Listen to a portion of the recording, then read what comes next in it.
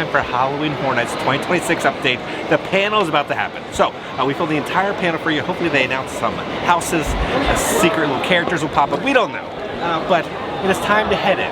It's going to be like 3,000 people in there screaming and yelling.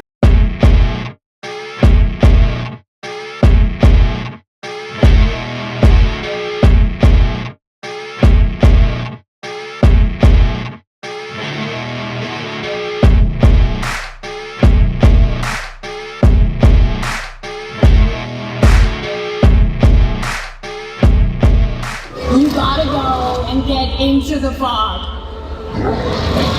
Walking into HHN, you are just met with absolutely everything that could terrify you.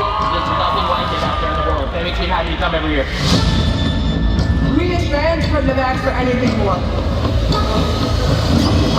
You can't get this experience anywhere else. The passion that was put into this house, I would have given that house like 10 more times. He came out of a wall match yet, and was just, yeah! I got scared and I was like, that's enough. That's not good enough.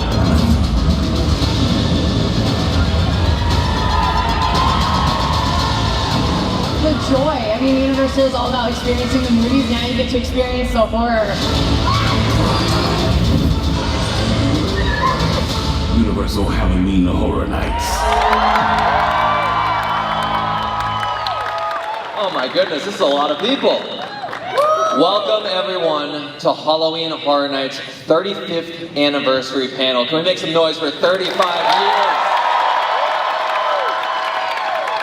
Halloween Horror Nights 35 is way more than just another milestone year. It is a celebration of decades of storytelling, innovation, and unforgettable nightmares. Today, we're going to pull back the curtain on the creative process on what makes Halloween Horror Nights so special. From the first spark of an idea to the final spine-tingling scare. We're going to reveal how haunted houses, scare zones, and iconic characters have evolved year after year, and why this legendary event continues to captivate audiences worldwide to this day. And we're going to have a few special surprises along the way. On this panel, let's meet some of the masterminds who make Halloween Horror Nights so special. First up, Mr. Mike Aiello.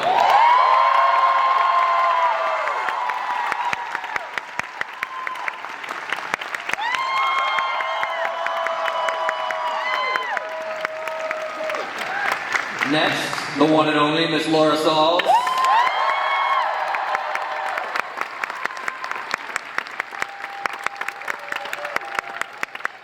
And finally, make some noise for Mr. Charles Gray.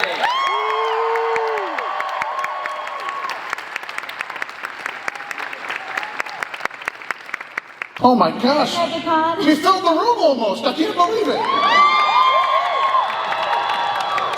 This is a packed house, guys. It's amazing. I think Halloween Horror Nights 35 is going to be pretty special. Oh, God, who knows? Before we get into the deep dive, I want to know from all of you guys, if you could introduce yourself to our lovely crowd here. What is your role with Halloween Horror Nights? Mike, we'll start with you. We'll go down the row. Sure, hi everybody, my name is Mike Aiello and I have the distinct honor of leading the charge on not only Halloween Horror Nights and our wonderful creative team, but all new product that goes into our Universal Orlando Resort from an entertainment standpoint. I just celebrated my 30th anniversary with the company.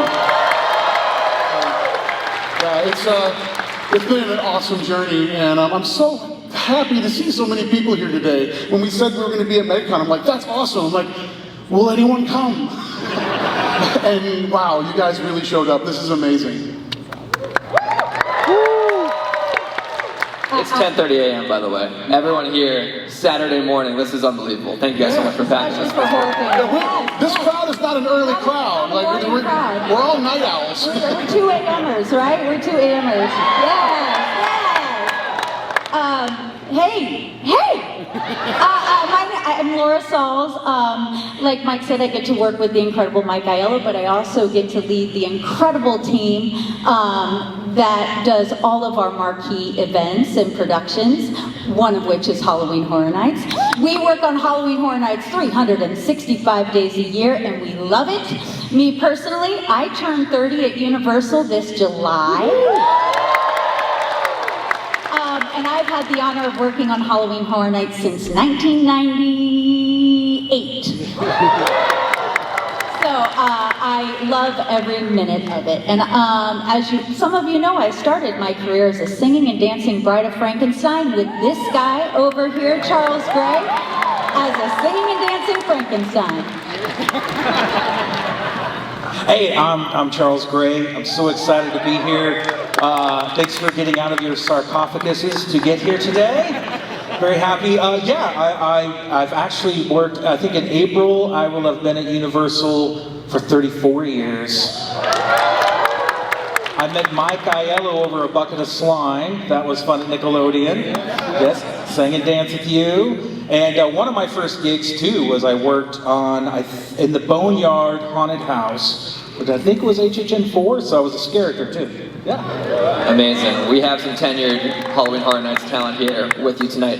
Mike, to start with you, Halloween Horror Nights began as a 3-night event, and now it's a multi-month extravaganza. When you look back on 3.5 decades, what are some of the creative risks or decisions that you and your team made that laid the groundwork to make it is what it is today? Well, I think, again, looking back at 3.5 decades, and it's really strange saying that, I think for me, we're standing on the shoulders of foundation that existed before we started being the kind of creative forebearers of the content for the event. And I think knowing back in '91 with 3 nights and what it's grown into, I think those first 9 years of the event, what I took away, having been someone that went to the event with my father, and now I get to bring my son to the event now, which is wild. I think one of the things is about the creative risks in taking it seriously those first 9 years. That it wasn't just, let's throw some pumpkins out there, let's just throw some lights, turn the lights off, add some fog. But there was some really interesting creative foundations on how the event was constructed back in those early days that has maintained itself to this day. But again, evolving over time. I think it's also about the idea of leaning into original content. Even in those early years, the event was built on original content. And yes, IP has come into the realm, but maintaining that thread throughout the 35 years, in that we really care about the types of stories and the characters that we can meet and engage, interact with within the 35 years of this event. Well, telling new stories every year too. I think our initial creators of Halloween Horror Nights really set us up to make sure we're telling new original stories every year, that we're not just rehashing what we've done, but telling brand new original content stories every year, which is what makes Halloween Horror Nights, especially here in Orlando, so special, is that we get to tell new stories and have new creative ideas every year. Yeah, Halloween Horror Nights, you guys are in good hands with these 3 here on the stage. Mike, specifically when it comes to the 35th anniversary, what makes this milestone especially special for you personally, but also the event as a whole? For me personally, and I think it would be the same for Laura and Charles, we've literally grown up with this event. Again, we've been with Universal so long, and even like I said beforehand, attending the event in its first years with my dad, being part of a legacy like this from being a fan, because I think that's where we all started from with this event, is being fans of this event and really loving the idea of being able to walk into a space that's designed to scare the daylights out of me and walk out wanting to go back in and do it again. Like, all of us are a very special breed of people that just love that again. For me, I think what I love about the event is there's a sense of nostalgia for me anytime we're entering in the 35th anniversary, any level of anniversary. But nostalgia is amazing. It's integral to what we do, but you got to be careful with it. You can't just do nostalgia for nostalgia's sake. if we are looking to bring something back into the realm, we want to make sure, again, with an anniversary year, you do want to look at the past. It's reflective, but it's also, in my view, I think it's a recommitment to the things that we've done and how do we continually evolve how this event comes to life each and every year, and to make sure that we're delivering content that we as fans, you as fans, are going to love and see an evolution. And it's not about resting on laurels. I think that's the biggest thing to remember anytime we're doing any level of anniversary here. It's also important to recognize that as people come in every year, this has been going on, so there's people guests who have been here since the beginning, or they've been here 15 years, 10 years. There are new people engaging in these stories, and a lot of times they'll come in and hear about a past house or scares on them. Man, I wish I could have seen that. And then we get to reintroduce some of these stories and kind of touch on some of the characters that they wish they could have seen too. So the new people get to learn these stories too. It's very exciting. Yeah, you guys kind of touched on this next question there with that response, but I still want to ask it deliberately. When it comes to approaching, balancing those fresh ideas with nostalgia, especially in the milestone years, how do you approach that creatively? It's a careful balance, because again, we do want to be able to deliver what everybody, especially anniversary, everybody kind of maybe expects us to do, but how do you kind of flip that? How do you turn that on its head and build towards something that feels like a warm blanket, but at the same time is something that you're going to be surprised by? I think, again, that sense of nostalgia is kind of it's a thread, but it definitely isn't something that we want to lean into completely, because we do want to make sure every year feels unique to the other years. And that is part of kind of the core history of the event, is those first 9 years they set up, we're living by it now. We cannot repeat content. It's just something we don't do, and we have in the past, to our detriment. It's happened, and it's something that we've learned. Our fans are rabid for the new, but also making sure that we're recognizing the things that they love, the things that we love. We're also taking our past, which I believe you said, and making new stories out of things we've done in the past, right? So for those fans, like you mentioned, we're giving you what you want. We're giving you that warm blanket, but we're changing their story for the new fans to give them something new that they can gleam onto, because we all know once that bug has bit you with Halloween Horror Nights, you're going to come back year after year after year. Once you come to Halloween Horror Nights, that's right. Once we have you for life. Just out of curiosity, how many people have been coming to Halloween Horror Nights for more than 10 years? More than 15? More than 20? 25? 30? Wow. All 35? No. We got one? Over here, that's amazing. You've been to the 35th event already. How was it? Laura, you touched on this, and Mike, I want to toss this one to you. The storytelling specifically within Halloween Horror Nights, it's not just an attraction. Like, you guys are crafting stories with these characters, with the attractions, with the haunted houses. Can you talk to me about the evolution of your creative identity as a storyteller when it comes to Halloween Horror Nights? Yeah, like Mike said, for the last, for 34 years, and 35 now, we have been crafting stories, and I think Mike mentioned this too. For the first 9 years, a lot of our key art was based in just an identity that would strike horror in your heart when you saw it. And then we evolved, and then our storytelling evolved with bringing icons into play, right? Yeah. In 2000, we really wanted Jack the Clown. That's the original painting. That is the original painting of Jack the Clown. Iconic, right? In 2000, we wanted to change a little bit of our identity. Yes, and we really wanted to bring a voice to the event. We wanted to bring a voice that could talk about the event, to instill more fear in a verbal communication. I love Let's just let the slideshow Let play. the slides go, and then you guys go crazy for each one of these icons. I love this. We should just say, okay, who is in the,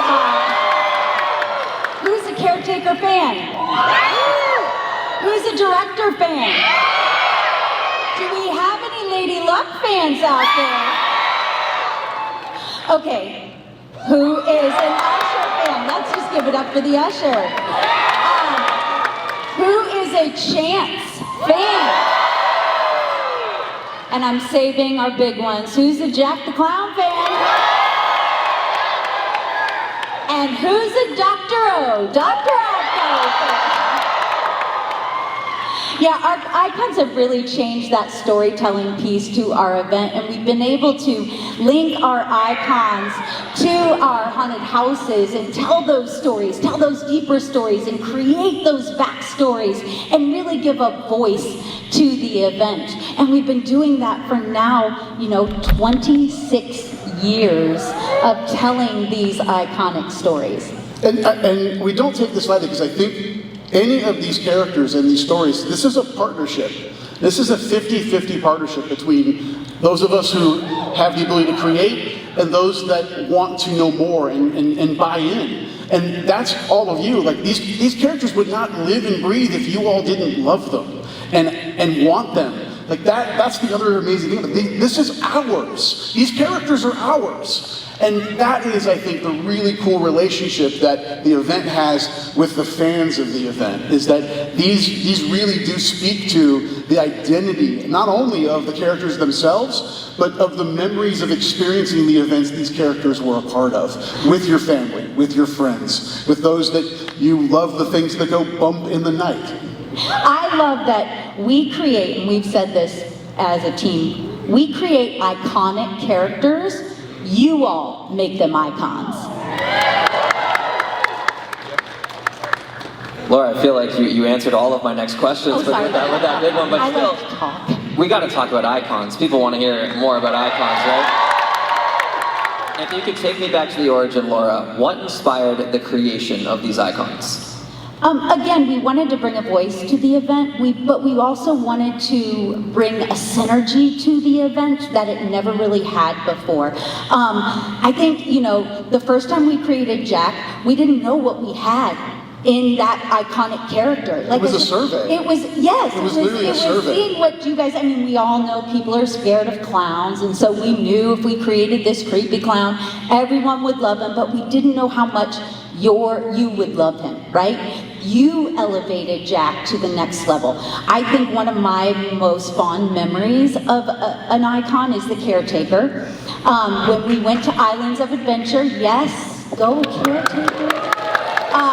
When we went to Islands of Adventure, we were really able to tell the whole story as we crafted the Scare Zone program and linking the icon to the Scare Zone program, which was something we didn't do in that very first year of having Jack the Clown as our icon. So it was really evolving those stories to really tell those stories in the entirety of the program of Halloween Horror Nights. Not just a haunted house, but in the scare zones. Because we all know, haunted houses are amazing, but all of you are gonna walk through those scare zones all day long, and they need to also tell our story.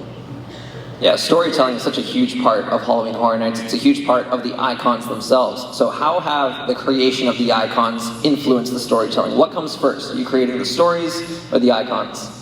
It's gone both ways, right? It's really gone both ways. Sometimes there's a really great idea for a haunted house that we have really early on that has spawned an overall story. I believe one of the best stories we can tell about that is last year. Our El Artista, a Spanish novel. We had the idea for that house very early on. Ramon Paradoa and Dylan Koloff, yes, give it up for them. They crafted this really cool story, and I know when we were talking it through with Mike, and he was like, okay, there's something here for the overall event, right? Those gothic tones and textures could really take place in this overall arching story. So it happens both ways. Sometimes there's an icon that can tell our story, like when we had Caretaker or the director, that really crafted what that overall was. But then sometimes it's a haunted house that really spawns that overall story. Yes, and I think for 35, it was the reverse, right? Yeah. It's about maybe icons first and maybe, you know, but it's the icons it's the icons first, because again, anniversary year, we love to bring back icons, right? Those of you who've been with us long enough to know, we like to bring back an icon in an anniversary year.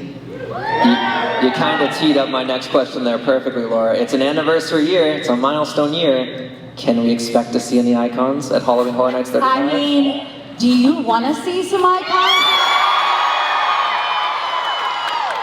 All right, MegaCon. This morning. It's still night for some of us. It is. 2 a.m.ers, yeah. This morning, we are going to bring to you Halloween Horror Nights at Universal Orlando's 35th year. We will bring the Ringmasters of Fear.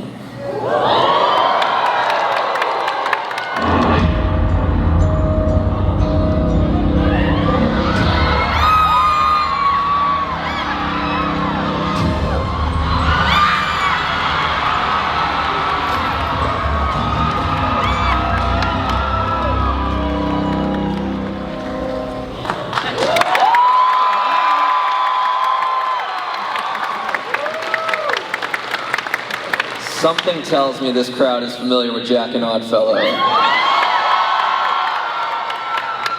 But, for those unaware, for those who are unfamiliar with the backstory, Charles, could you tell us a little bit about Jack and Oddfellow? I could talk for 3 hours, so I'm just going to give you a brief.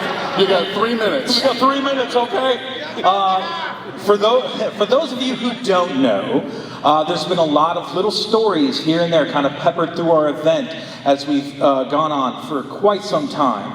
But boiling it all down, we didn't see Oddfellow for some time. It was really, we were introduced to Jack, and then we found out that Jack and Oddfellow, this other character, were at odds with each other. And then we slowly also found out that there was, if you remember the different iterations of Jack, there was the Ringmaster Jack at one point, and he had taken this coat and this cane from Oddfellow, and we still didn't know exactly who Oddfellow was. And in the story, you find out that Oddfellow and Jack had a conflict early on, before Jack was even a clown.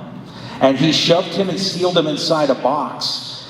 And then later on he came out of that box, Jack did, and he had stolen the coat. And then as the years went on, we were finally introduced to Oddfellow, and you all saw him. But this conflict has gone back and forth, more in legend than what we have presented. And this year, bringing them together, this is not a partnership, if you will, right? It's a relationship of convenience, I think. Yeah. They aren't buddies, right?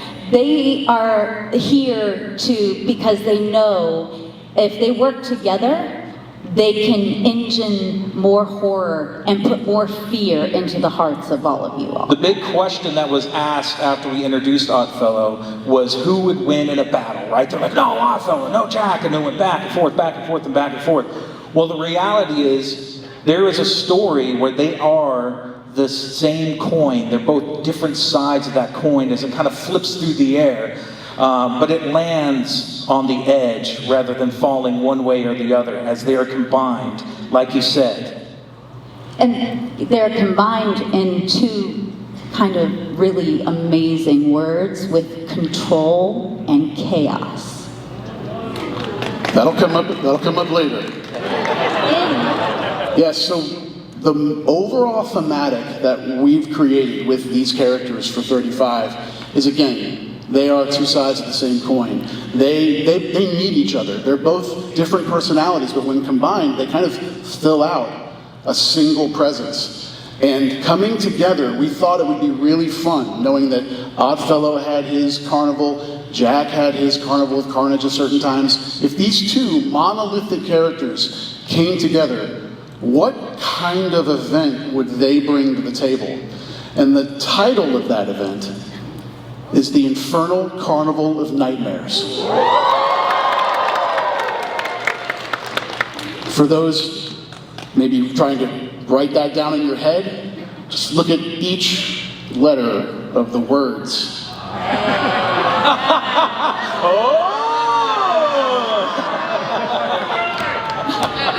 I feel like an audience member myself. I pieced that together in real time. That's great.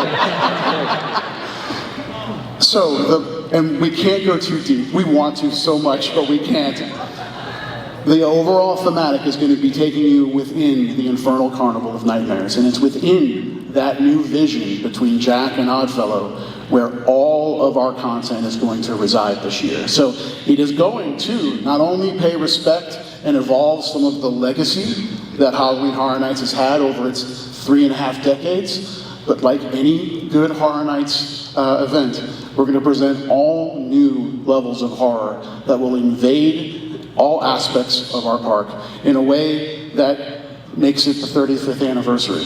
And there's so much I want to say. I'm so holding back. I think there is one thing you can say right now. I think we can give them something right now. You guys, The early release that they can maybe get today. yeah, Let's talk. sure, let's do it. So, our merchandise partners, Charles, do you want to talk about we already have a design that we wanted to share with you today. We're very excited about this. Let's take a look at it.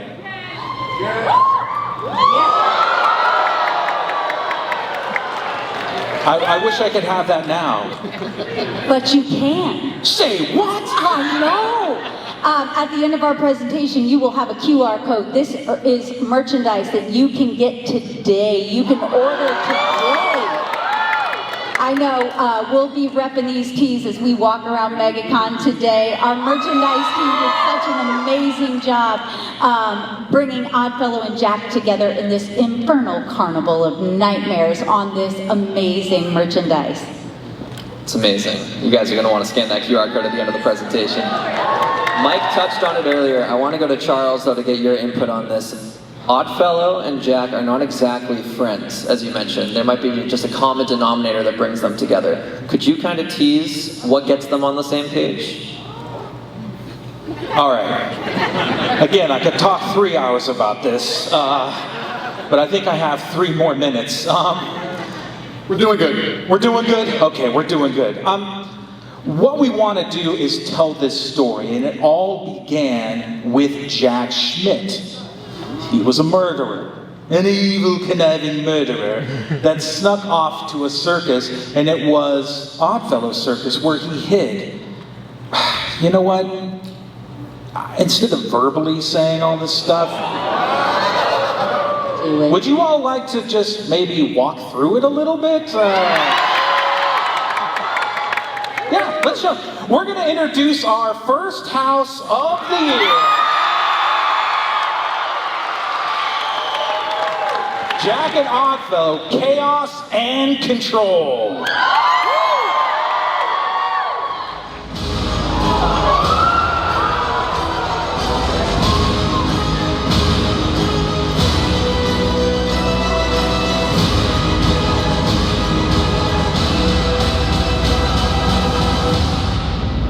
We are going to walk through the very beginnings through Oddfellow's voice.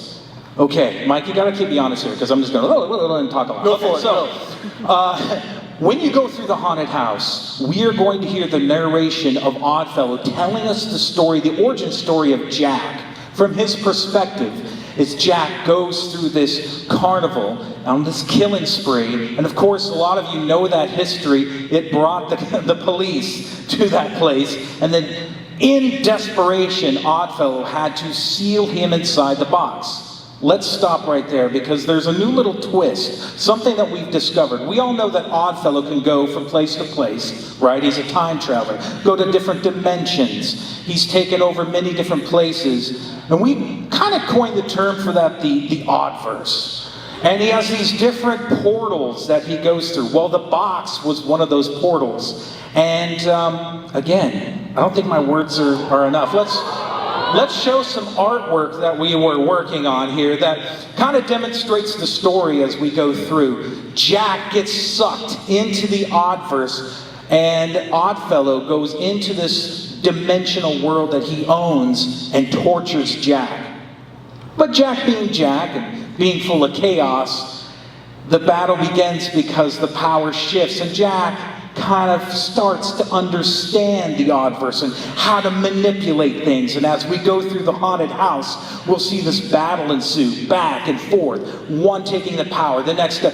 Let's bring up the next one because this shows when Jack takes over here. I love this Easter egg too. If you know, in 2000 we had a show called Jacked Up. That's the logo for that show. A lot of little Easter eggs. In fact, I won't tell you where this takes place because that's giving away too much, but it's a place a lot of you know in our history. And within this Oddverse, anything can happen. Characters can shift and change. Locations can be like an amalgamation of different things as we go through. So Jack takes over, Oddfellow's taken over, it goes back and forth. And one of my favorite things is as Oddfellow's telling the narration, Jack, in the way he does, takes over the narration. He's like, let me tell my story, the way it goes, you know. So they go back and forth. So it's a little bit meta, too, as you go through. It's a lot of fun. Until the very end, when they make that choice, and you, the audience, are walking through these moments of this battle until they come together, chaos and control, and they have decided to take the power and soak it up and become even more powerful as they turn their focus on us, the guests. And that final moment, the final scene, as you will see them taking over the park, taking over this world, and really it is kind of the preface of you going back into the event and seeing how they've affected this entire world. Nice job. As you can tell, I'm a little bit of a fan myself. I'm like, and then? I did have a question about the storylines, but I feel like you touched on just about everything right there, and I don't want to reveal too much, but I'd love to get a teaser for if we can expect any evolution in Jack and Oddfellow's looks. We always analyze that, and it is a big debate, like, should we change them? Should we present them as they've been seen? And there's been different iterations of Jack, but because they've gained so much power, because they have truly morphed in that level, they become titans, you will see a little bit of a tweak and change to the way they look also. Something I wish I could show you. Well, even in the house, like, Jack's getting messed up in this house. Oddfellow has a massive upper hand because it's his world. He's able to manipulate it. There's versions of Jack that have been designed that we've never even seen before. Yeah, in fact, we see him in his human form, Jack Schmidt, before he becomes the clown. So we're going to see this human form, we're going to see him become that initial iteration that we all know and love, and then the way he's tortured, ripped apart, manipulated. This is a bit of a violent house too, I'm telling you. So there's a lot of conflict there. We're displaying the power that they both have. Did I do good on time? You're great, you're great. You're great, but the one thing we did kind of bring from last year into the creative thinking of 35 was, we've got an overall thematic. Is there a level of story that we can tell within one of the haunted houses? So between the house and the overall event, you're getting the full story of, you enter the event, they're already working together, but how did that happen? The house is going to tell you that story. So you're really getting a full circle approach of the inner workings of what the storyline is for Halloween Horror Nights 35. It's very, very cool, very fun. Dylan Colliff is the designer. Yeah, Dylan's the designer. You guys know Dylan. He's awesome. Just amazing. And he's gone absolutely insane inside this house. It's wild, absolutely wild. I'm going to give one more little, that skull that you saw in that drawing, it's going to be in the house, and it's huge. You walk through it. Huge. You are walking through the Cane of Souls skull. as it's cracked. And you will go through the box. I gotta stop talking. Okay, you'll go through the box, you go through the portal, you'll be in the Oddverse. Okay, I'm done. I'm gonna get in trouble. We got a couple months until August. We got a couple more months to wait for Halloween Horror Nights 35, but it sounds like it's going to be unlike any year of HHN in its history. Mike, you look like you have something to add. Well, I do want to say how thankful we are that everybody came to this today. We were really nervous about being 10:30 in the morning, and again, we're not night people. And you guys really showed up, and your enthusiasm and excitement about the icons and the content, we literally thrive off of it. We've said this in the past, and it remains to this day. You all, and anyone that's not in this room that loves this event, are the very first thing that we think about when we're coming out of a year thinking about the next year. It's using the event that's happening to learn from it, to understand what people love, to understand where we can be better, and apply that knowledge into the next year as we're creating. And I can't stress it enough how integral you all are in our world as we're creating. It really is the best relationship, everything that goes with that. We absolutely love it, and we see everything. I'm telling you, we see everything everyone writes, so we really take it to heart. But again, back on HHN 35, it really is a culmination moment. We're bringing together two of the biggest icons that we've been able to have a creative process on, bringing them together for the very first time to present this infernal carnival of nightmares. And we're so excited to bring them together because as we've learned about this process, a fear divided is a fear deluded.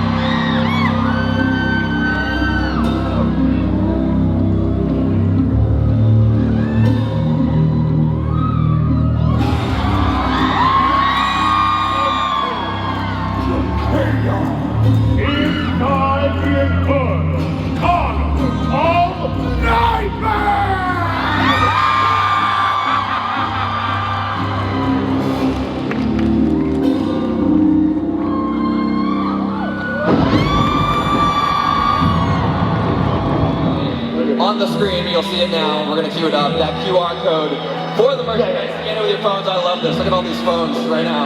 Everyone, all at once.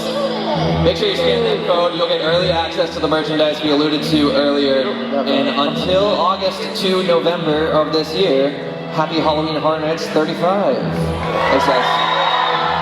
So they gave you collectible cards. There's 4 of them. Jack right there with Oddfellow. We'll do a deeper dive into these cards in the next HHN update and kind of what it says and all that fun stuff. But they gave these out to guests. So on that note, if you enjoyed this video, make sure to hit that like button. If you haven't already, hit the subscribe button and join the family. I love the family. Because I'm going to keep you up to date on all things Universal Studios. Oh gosh. And Halloween Horror Nights around the country. I love you all. And I will see you all in like 2 days with the next update video. Okay. Nightmare!